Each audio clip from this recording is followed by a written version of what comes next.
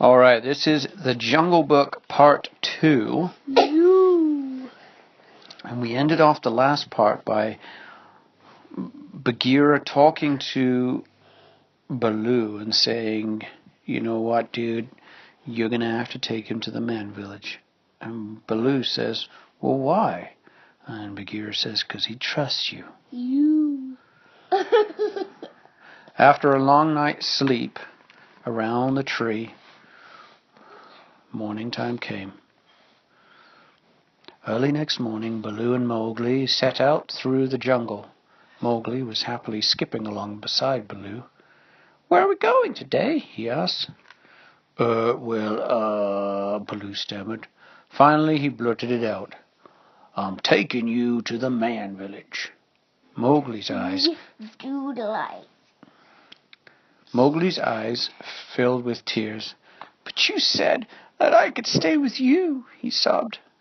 Before Baloo had a chance to explain, Mowgli had disappeared into the jungle. Baloo searched everywhere, but he couldn't find Mowgli at all. As night fell, he gave up and went looking for Bagheera instead. They would have to join forces. I guess a tiger ate him. You think a tiger ate him? Can you turn the page? A long page.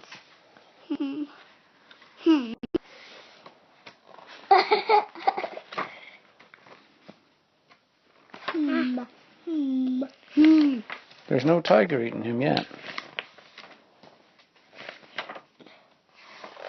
Not a honey. Oh. Okay. Baloo searched everywhere. He couldn't find Mowgli. As night fell, he gave up and went to look for Bagheera instead. They would have to join forces and find the boy and bring him back safely.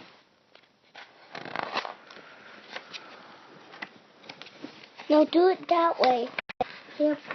I think that guy ate Bagheera. Well, that's Shere Khan. Shere Khan ate Mowgli. You think so? Yep. Because he said he's going to eat Mowgli. Not far away, Shere Khan was silently stalking a deer. Suddenly, the tiger was distracted by a sound of marching. He stopped and listened. It was Colonel Hathi in the Dawn Patrol. With a swish of his tail, the deer bounded away. What beastly luck, snarled Shere Khan. Confound and ridiculous, Colonel Hathi.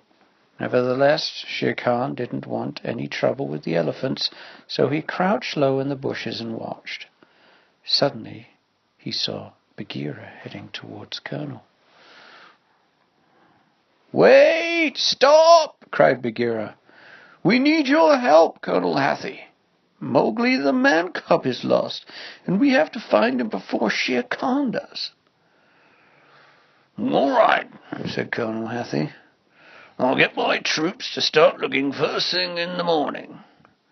Shere Khan had heard everything from his hiding place in the bushes. He licked his lips. The tiger said to himself, the man cub is lost in the jungle, eh? I think I'll do everyone a good deed and find him first.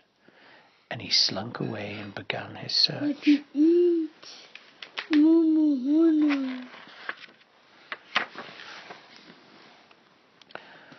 Well, not far away, Mowgli was sitting under a tree, wondering where to go next when Kaa the snake slithered down beside him. Mr. Page? Oh, maybe no. No.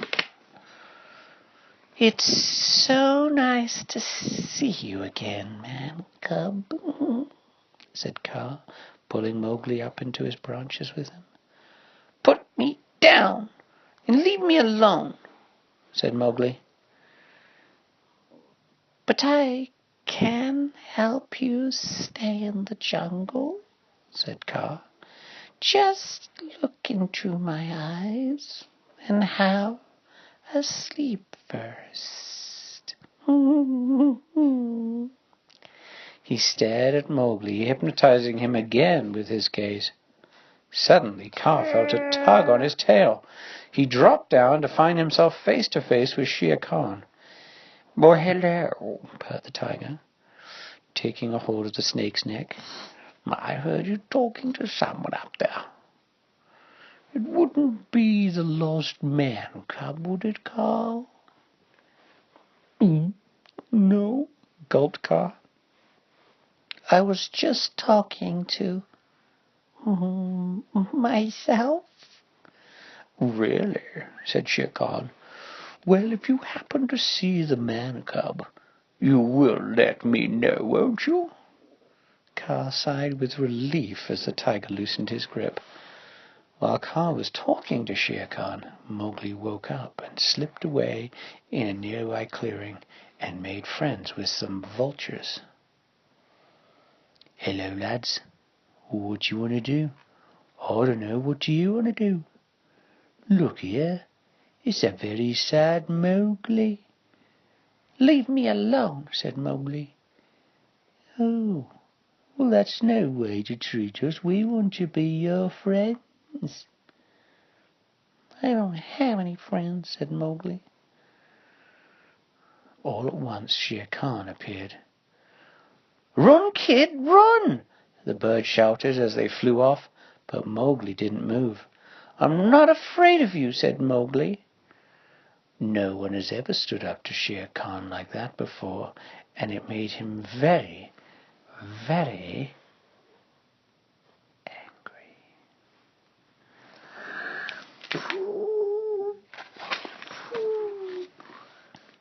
With a ferocious roar, Shere Khan leapt straight at Mowgli, but suddenly he stopped in mid-air and crashed to the ground. Baloo was right behind him, clutching the tiger's tail.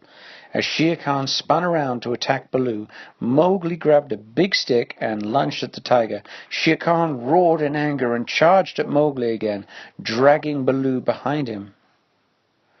The vultures circled overhead and saw what was happening and swooped down to rescue Mowgli. Just as they lifted him up into the air, a bolt of lightning hit an old dead tree. Hissing and cracking, the tree burst into flames. Shere Khan froze with panic.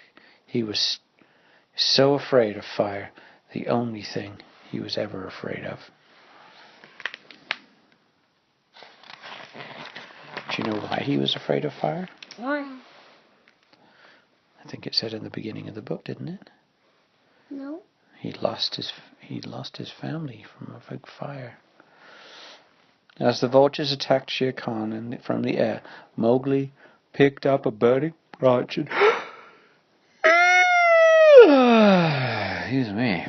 and tied it to the tail. With a terrified scream, Shere Khan fled into the jungle. Mowgli ran to Baloo, who was lying very still on the ground. "Baloo," he cried, "get up, please. Please get up." Bagheera came up behind Mowgli. "You've got a brave Mowgli," he said, "just like Baloo was. You've got to be brave, Mowgli, just like Baloo was." "Was?" cried Mowgli. "You mean Baloo's?" "Just fine! Ha ha ha!" said Baloo, grinning and sitting up. Mowgli laughed and gave him a big joyful hug. "I thought you were dead, Baloo." "No, not me, buckaroo." A short time later, Baloo, Bagheera, and Mowgli reached the edge of the man village, and suddenly they heard someone singing. "My own home." Do you want to sing it? No. "My own home, I'll be fetching all the water. You'll be sitting on your bum." It was a pretty little girl filling a water jug from the river. Bum bum. "What's that?" asked Mowgli, and he climbed up the tree to get a better view. The girl looked up and smiled at him. Mowgli smiled too. When the girl began walking back to the village, He ran to join her. "Mowgli!" Baloo called, but Mowgli just turned and waved at him and Bagheera and kept on going towards the village with the girl. "Let him go," Bagheera said to Baloo. "After all, it's where he belongs." "Yeah, I guess you're right," sighed Baloo, as they walked slowly away. "It's too bad, though. The kid would have made one swell bear." I love Boo. You love Baloo?